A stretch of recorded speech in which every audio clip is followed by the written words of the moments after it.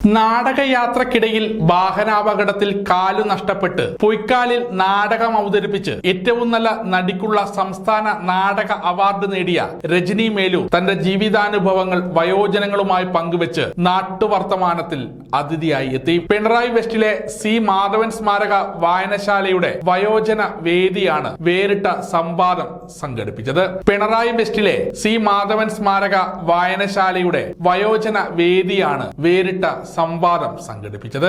ആഴ്ചയിൽ ഒരു നാട്ടുവർത്തമാനം പരിപാടിയിലെ 21ാമത്തെ ആഴ്ചയിലാണ് പക്ഷാഘാതം ബാധിച്ച് 1.5 വർഷത്തിലേറെയായി കിടപ്പിലായ രജനി മേലു തന്റെ ശാരീരിക അവശതകൾ മറന്ന് പഴയ നാടകാനുഭവങ്ങൾ പങ്കുവച്ചത്. ചടങ്ങിൽ വെച്ച് 86ാം പിറന്നാൾ ആഘോഷിക്കുന്ന CP രാജൻ വായനശാലയ്ക്ക് 2 പുസ്തകങ്ങൾ കൈമാറി മധുരം വിതരണം ചെയ്തു.